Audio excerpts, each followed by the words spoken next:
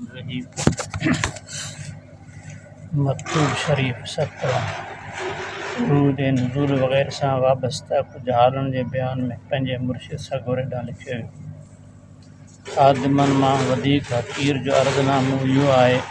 त कुझु वक़्तु जेको अज़ीज़ हिकु मक़ाम में रुकियल हो, अर्ज़नामे लिखण वक़्तु ईअं मालूम थियो त उन मक़ाम खां हिकु क़िस्म जो उरूज माणींदे तमामु घणो हेठि आयो आहे,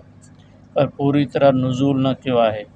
ऐं ॿिया जेके इन मक़ाम खां हेठि हुआ तिन में उरूज माणींदे इन मथे मक़ाम जे रस्ते खां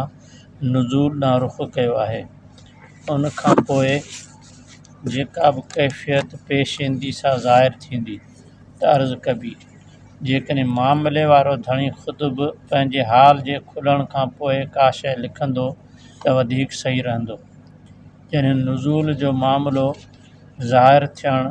तमामु तेज़ी सां हो ऐं हिन हक़ीर खे जुलाबनि जे दवा खाइण जे करे कमज़ोरी थियल हुई,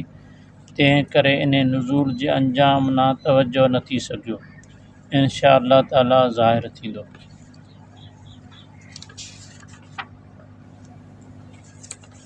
हिन में बि मक्तूब में बि साॻियूं ॻाल्हियूं उरूज नुज़ूल जूं आहिनि,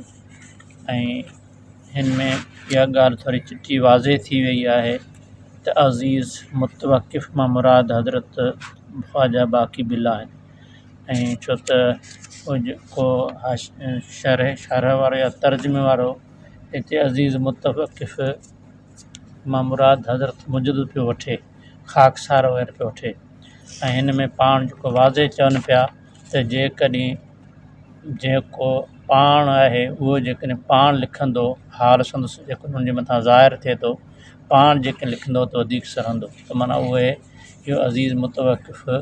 हज़रत बाक़ी बिल्ला आहे। पाण हज़रत मुजद्दिद अलफ़सानी कोन जी हुजे हा त पाण ईअं कोन उनखे चवनि।